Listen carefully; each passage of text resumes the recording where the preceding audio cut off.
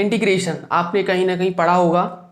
तो आज की वीडियो में मैं इंटीग्रेशन के बारे में बात करने वाला हूँ कि हम इंटीग्रेशन पढ़ते क्यों हैं और हमें इसकी ज़रूरत क्यों पड़ी। तो इस वीडियो में मैं कोई भी इंटीग्रेशन का फॉर्मूला नहीं बताने वाला हूँ, ना ही कोई क्वेश्चन सॉल्व करने वाला हूँ, बल्कि हम ये देखेंगे कि इंटीग्रेशन हम पढ़ते क्यों हैं। तो आपने 10th तक ये चीज़ें कवर कर ली होंगी, ये चीज़ें पढ़ी होंगी कि एडिशन क्या होता है, सब्ट्रैक्शन क्या होता है, मल्टीप्लिकेशन क्या होता है और डिवीजन क्या होता है। ये आपने 4 चीज़ देख ली। तो जब आप एंटर करेंगे 11th में तो आपको एक टर्म मिलेगा, एक आपको वर्ड मिलेगा, इंटीग्रेशन।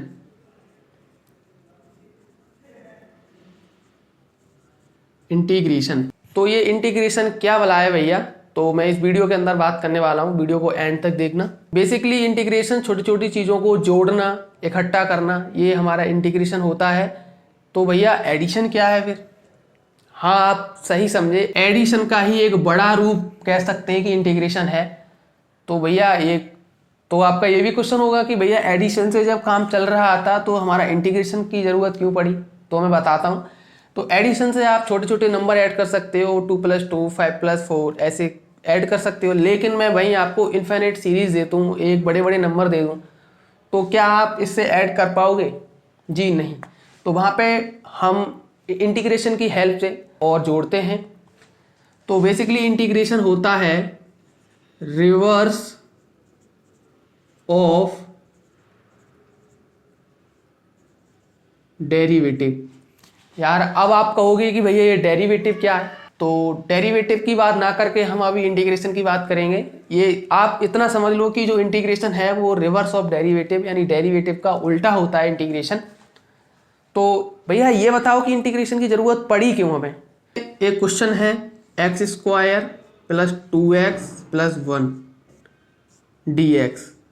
तो ये सब इंटीग्रेशन इसका कर लेंगे। आपने रट लिया होगा इसका फॉर्मूला, x⁴n+1/n+1। इससे आप इसे तुरंत सॉल्व कर देंगे। तो ये आप देख के कहेंगे भैया इसमें कौन सी बड़ी बात है, आप बहुत झट से सॉल्व कर देंगे। लेकिन इसका पीछे का लॉजिक समझेंगे कि हम करते क्यों हैं। तो यार सिंपल सी बात है कि आपके पास यदि रेक्टेंगल हो, स्क्वायर हो और सर्कल हो तो इनका हम एरिया बहुत इजीली फाइंड कर सकते हैं, क्योंकि इसका लेंथ विड्थ दिया होगा, इसकी साइड दी होगी और इसकी रेडियस दी हो। तो आप ऐसे चुटकियों में इनका एरिया फाइंड कर सकते हैं। इसका होगा लेंथ इंटू विड्थ, इसका होगा a², इसका होगा πr²। एम आई राइट? तो ये आप एरिया निकाल सकते हैं। वहीं पर मैं आपको कोई ऐसा फंक्शन दे दूं तो इसका आप एरिया कैसे निकालेंगे? भैया ये तो कोई शेप ही नहीं है, डिफाइन ही नहीं है। तो ये एक फंक्शन है, मान लो sin x का, तो आप फिर इसका एरिया कैसे निकालेंगे? इसका तो कोई फॉर्मूला नहीं है कि सीधा पुट करोगे तो आपको एरिया मिल जाएगा। Are you getting my point? तो आप इस कंडीशन में एरिया कैसे निकालेंगे? इस कंडीशन में आपको इंटीग्रेशन की जरूरत पड़ने वाली है।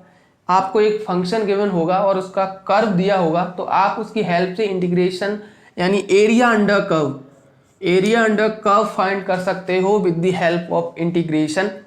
तो बेसिकली जब एडिशन के बाद काम नहीं चल रहा था तो हमने एक मेथड फाइंड किया था उस टाइम पे कि हम छोटे छोटे रेक्टेंगल में इसके तोड़ के और लिमिट रख देंगे 0 to 1 2 सपोज मान लो। तो ऐसे करके 0 से 1 समथिंग, 1 से 2 ऐसे छोटे छोटे सेगमेंट में इसे तोड़ के सारों को इकट्ठा कर देंगे तो हमें फाइनल एरिया, मतलब इंडिविजुअल को जोड़कर हमें फाइनल एरिया मिल जाता था। तो ये हमने मेथड अपनाया, उसके बाद इंटीग्रेशन डेवलप हुआ धीरे धीरे।